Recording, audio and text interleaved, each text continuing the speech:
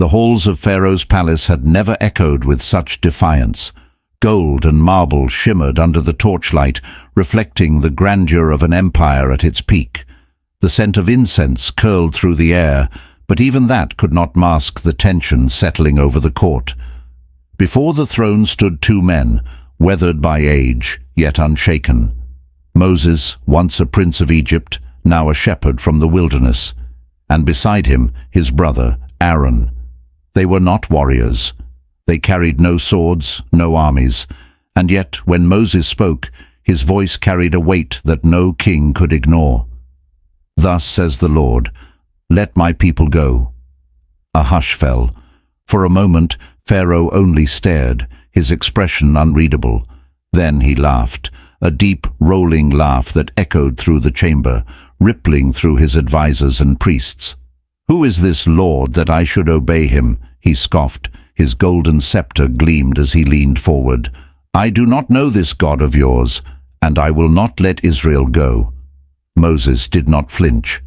"The God of the Hebrews has met with us," Aaron added. "Let us go 3 days into the wilderness to offer him a sacrifice. If not, he will strike us with plague or sword." The laughter faded. Pharaoh's expression darkened. "Plague? Sword?" He stood, descending the steps of his throne. He was a god in the eyes of his people, his word, absolute.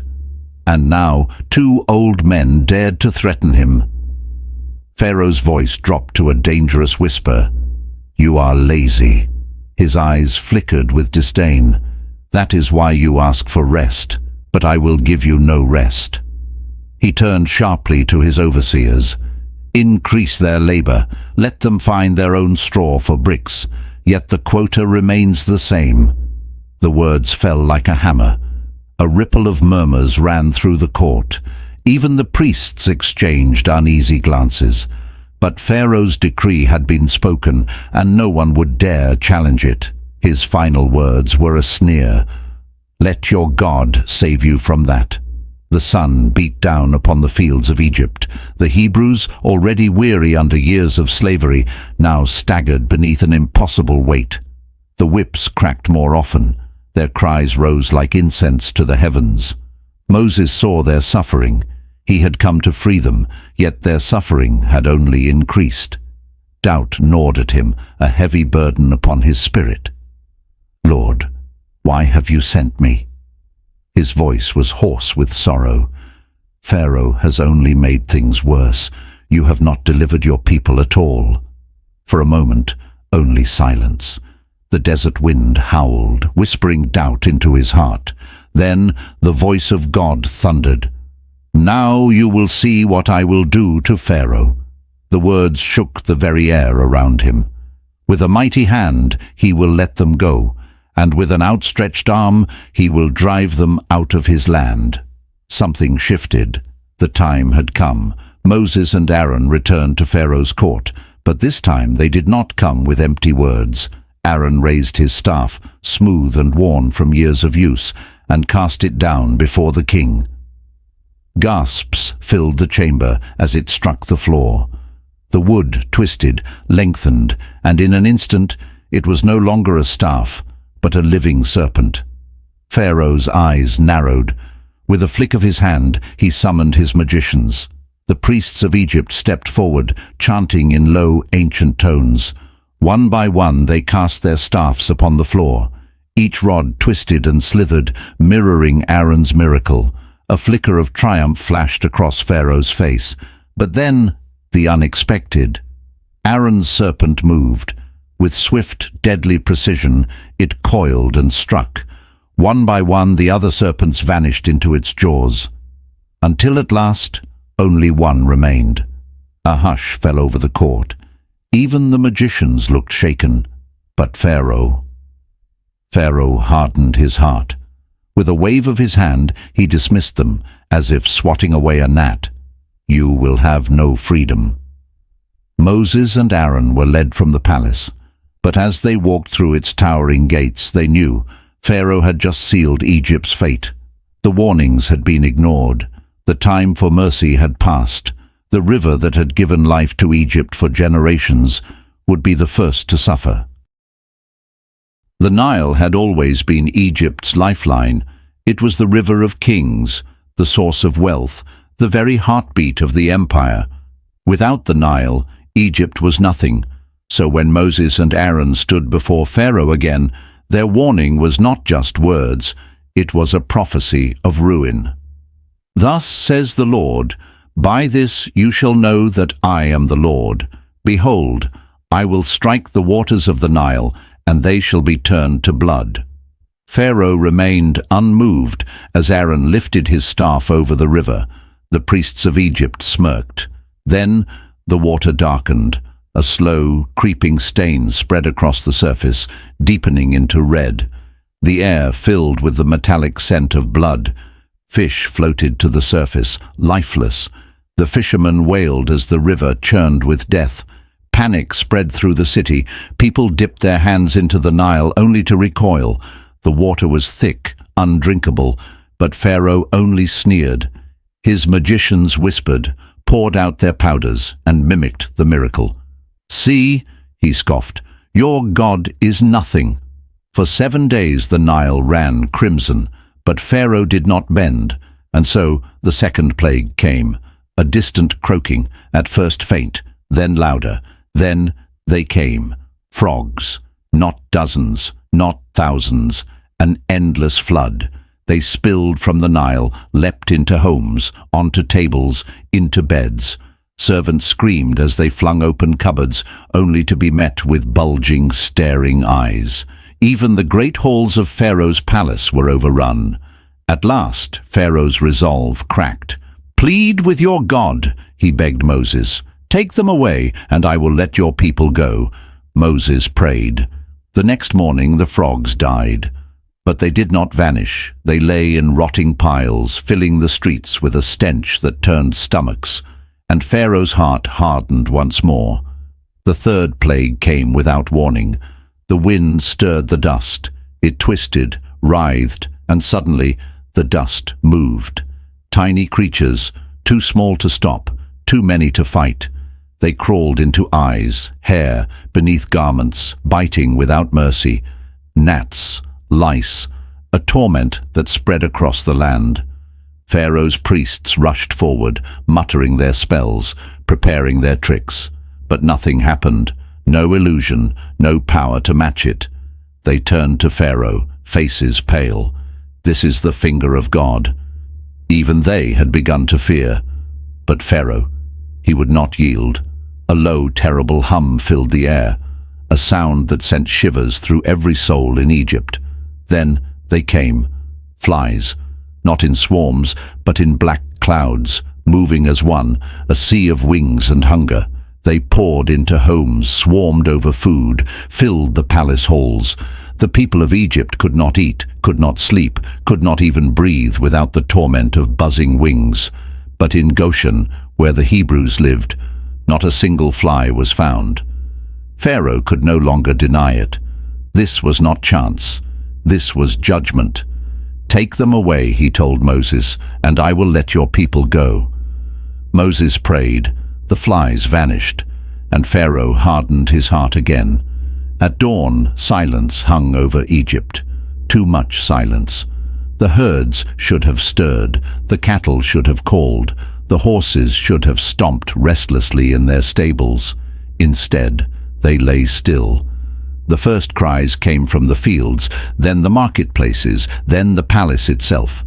The livestock were dead. Not just some, the strongest, the best.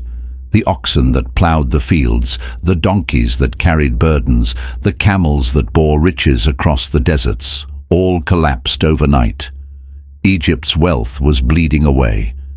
And yet, in Goshen, among the Hebrews, not a single animal had fallen. Pharaoh rode out himself, surveying the devastation. His advisers whispered, urging him to surrender. He clenched his fists. His heart was iron. His kingdom trembled, but Pharaoh refused to bow, and the plagues were far from over. The judgment was far from over. Moses and Aaron returned to Pharaoh, their message unchanged. Let my people go. Pharaoh's face was stone, his heart unyielding. He had seen the Nile run with blood, his palace overrun with creatures, his land crumble under pestilence. Yet still he defied the God of Israel. So the sixth plague came. Moses took a handful of soot from a furnace, held it high, and let it scatter into the wind. The fine black dust drifted over the land, carried by the breeze. But as it settled, the pain began. A single red welt, then another, small at first, but growing, blistering. Soon the Egyptians were covered head to toe in boils. Men and women alike collapsed, writhing in agony as the sores split open, leaking pus and blood. No ointment could soothe them, no priest could heal them. Even Pharaoh's sorcerers, those who had once stood proudly before Moses, were now on the ground, moaning in misery. Yet Pharaoh did not call for Moses this time. Perhaps it was pride, perhaps it was rage. Either way, his silence sealed his fate. The seventh plague came with a warning. Moses stood before Pharaoh and spoke words that chilled the court. "Tomorrow the Lord will send the most fearsome hail Egypt has ever seen. Any man or beast left outside will not survive." Then he turned and left. For the first time, some Egyptians feared. They rushed to bring their servants and animals indoors, their hearts pounding. They had seen enough to know this was no empty threat. Then the sky darkened. At first it was a whisper, a shift in the wind, the distant rumble of something unseen. Then a coldness swept through the land, unnatural and heavy. The first stone of ice fell, then another, then the heavens erupted. Hail poured down like a hammer upon Egypt. The stones were unlike anything the people had seen, massive, jagged, striking with force enough to shatter bones. And then fire. Lightning forked through the sky, setting fields ablaze even as ice pounded the earth. The two elements, opposites by nature, rained down as one, a terrible sign of divine wrath. The crops that had survived the previous plagues were flattened, crushed, burned, trees snapped, homes collapsed. Even those who had sought shelter trembled as the storm raged outside. Pharaoh at last sent for Moses. His voice was different now. The arrogance was gone. "I have sinned," he admitted, his hands trembling. "The Lord is righteous. I and my people are wicked. Plead with him, and I will let you go." Moses lifted his hands. The storm ceased. The silence that followed was deafening. The air smelled of smoke and rain. Pharaoh looked out over his shattered kingdom. Then he clenched his jaw. His heart hardened once more. The Hebrews would not go free. So the eighth plague came. The wind shifted. From the east a low hum filled the air, a sound that sent fear through every soul in Egypt. Then they arrived. Locusts, not a mere swarm, but an army.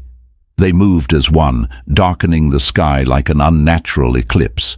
They descended upon what little food remained, their mandibles tearing through grain, fruit, leaves, stalks.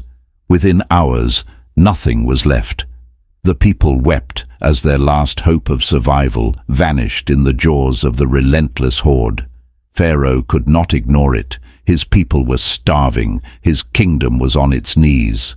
Again he sent for Moses. "I have sinned. Please take this plague away." Moses prayed. The wind shifted. The locusts were carried into the sea. Egypt was left in silence. Pharaoh breathed heavily. He had been broken, almost. "You may go," he said at last, "but only the men." Moses did not hesitate. No. The command was not Pharaoh's to give. God's demand was clear. All of Israel must leave. Pharaoh's face twisted with fury. His voice, which had trembled just moments before, now burned with renewed rage. Never! His kingdom was in ruins. His people suffered. His land was devastated. Yet his pride burned brighter than his fear. And because of that, the worst was still to come. Egypt had suffered. The people had wailed, the fields had withered, and hunger had begun to claw at their bellies. But through it all, Pharaoh had refused to bow. He had seen his kingdom crumble, yet he still held on to his pride. He still believed his gods would prevail. And so the 9th plague came. It began without warning. One moment the golden sun blazed overhead, casting long shadows across the desert sands. The next, it was gone, not hidden by a passing cloud, not dimmed by the setting horizon. It was simply gone. A blackness deeper than night swallowed the land whole. It crept through every street, every chamber, every crevice, consuming everything in its path. The great temples of Egypt, where priests had once burned incense to their gods, were now cold and lifeless. The statues of Ra, the mighty sun god, stood blind and powerless in the void. The people staggered, hands outstretched, searching for something, anything. But there was nothing to grasp, no shapes, no stars, no fire could be kindled. Even the strongest torches flickered and died, their flames devoured by the all-consuming darkness. And then the fear set in. No one left their homes. For 3 days the streets were silent. Children clung to their mothers, their cries muffled in the pitch-black air. Men, once proud and defiant, cowered in corners, afraid to move, to breathe, to speak. Because this darkness was not mere absence of light. It was a living thing, a weight that pressed against the soul, a creeping horror that whispered of something unseen, lurking just beyond reach. But in the land of Goshen, where the Hebrews dwelled, there was light. It burned steady in their homes. It filled their streets. It set them apart, a beacon in the midst of an empire drowning in shadow. The message was clear. The God of Israel reigned, and no other power in Egypt could stand against him. Pharaoh sat in his throne room, a prisoner in his own palace. He could not see his own hands before his face. He had not eaten in days. His own servants whispered in fear, refusing to leave their chambers. He had lost control. Desperation clawed at his chest. He could feel the empire slipping through his fingers. So he summoned Moses. Moses stood before him once more, his face lit by a torch's glow, one of the few that burned in all of Egypt. Pharaoh's voice was ragged, strained. "Go, take your people, take your children, but leave your flocks and herds." Still he tried to bargain. Still he sought to keep a grip on the Hebrews, to hold even a sliver of control.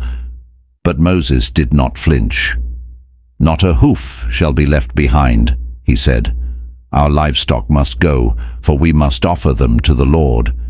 Pharaoh's face twisted with fury. "Enough!" he roared, rising to his feet. The anger in his voice was a desperate, broken thing. His power was slipping away, and he knew it. The torches around them flickered, their flames barely holding against the suffocating dark. Pharaoh's hands trembled at his sides, but he clenched his fists. His voice dropped to a deadly whisper. "If I see your face again, you will die." Moses met his gaze, unshaken. His reply was chilling. "You have spoken truly. You will never see my face again." The words hung in the air like a final tolling bell. Then Moses turned and walked away, his shadow stretching behind him. And Pharaoh was left alone in the darkness. But the final plague had not yet come. The worst was still ahead. Moses stood before Pharaoh one last time. His voice was steady, his words unshaken. "Thus says the Lord, at midnight I will pass through Egypt, and every firstborn in the land shall die." The torches flickered in Pharaoh's darkened throne room, their glow barely cutting through the lingering shadows of the 9th plague. The air was thick, heavy with something unspoken, something terrible that had yet to come. Moses' voice did not waver. From the firstborn of Pharaoh who sits on the throne, to the firstborn of the lowest servant, even the firstborn of the cattle, none will be spared. There will be a cry in Egypt unlike anything before, unlike anything that will ever be again. Pharaoh's fingers curled into fists, his knuckles white, but he did not speak. He did not threaten, he did not command.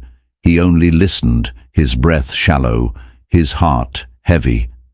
Moses turned to leave, but before stepping into the darkness, he spoke one final prophecy. Then you will know the Lord makes a distinction between Israel and Egypt, and your own servants will bow before me, begging us to leave. And then he was gone. The final judgment was coming. The Hebrews had their instructions. Each family was to take a lamb, spotless and pure. They would sacrifice it and take its blood, marking their doorposts. When I see the blood, I will pass over you. That night the streets were eerily silent. No footsteps, no voices, just the whisper of the wind, carrying the scent of lamb's blood across the land. Inside their homes, the Hebrews waited. Fathers held their children close, whispering prayers, listening for something they could not yet hear. The candles burned low. Mothers wiped the tears from their children's cheeks. In the great city of Egypt, Pharaoh's palace stood in eerie quiet. The nobles feasted, ignoring the weight of the warning. The soldiers patrolled, scoffing at the empty threats of a Hebrew god. Then midnight came. A cold wind swept through the city. The torches flickered. A chill, unnatural and suffocating, filled the air. And then the first scream. A cry, raw and broken, cut through the silence of the night. Then another and another, until the streets were filled with a sound that had never been heard before. A wailing so deep, so soul-shattering, it seemed to shake the very walls of Egypt. Every home, from the palace of Pharaoh to the poorest hut, had been touched. Every firstborn had fallen. Pharaoh's own son lay still in his bed, his lips pale, his chest unmoving. The heir of Egypt, the child of a supposed god, now lifeless. Pharaoh staggered to his knees. His breath came in ragged sobs. His gods had failed him. His power was nothing before the God of Israel. Grief consumed the nation. Mothers held their sons, rocking them in their arms as if they could wake them. Fathers stood in silent horror, unable to move, unable to comprehend the weight of what had happened. Egypt, mighty and proud, was broken. Then came the knock. A trembling servant entered Pharaoh's chambers, falling to his knees. His voice was weak, shaking with the fear of a man who had seen the hand of God. "Let them go," he begged. "Please, my lord, let them go." Pharaoh's lips parted, but no words came. He turned his gaze to the heavens, but no answers came. His pride had cost him everything. His voice was hollow. "Bring Moses." Moses stood before Pharaoh one last time. The man who had once threatened him, who had once refused to bow, now spoke with no strength left in his body. "Go." His voice was hoarse, barely a whisper. "Take your people, take everything, leave." He exhaled a shuddering breath, "and never return." Word spread like wildfire. The Hebrews rose from their homes, gathering their belongings in haste. The Egyptians, still weeping, urged them to go, pressing gold and silver into their hands, begging them to leave. For 400 years they had been slaves. That night they became free. As they stepped into the wilderness, the first light of dawn broke over the horizon. The sun had risen once more. But for Pharaoh, for Egypt, the darkness had only just begun. I hope you've enjoyed this powerful retelling of the 10 plagues of Egypt and the moment when Pharaoh finally let the Israelites go. If you found this story engaging, be sure to subscribe so you don't miss more incredible Bible stories brought to life. But the journey is far from over. Though Pharaoh has commanded the Hebrews to leave, his heart is still filled with pride and rage. He will soon realize what he has done, and he will come after them. The Israelites will stand at the edge of the Red Sea, trapped between the waters and the might of Egypt's armies. But God is not finished showing his power. To see what happens next, I've put a link on the screen for you to watch the story of the parting of the Red Sea. I hope you'll join me to continue the journey. May God bless you today.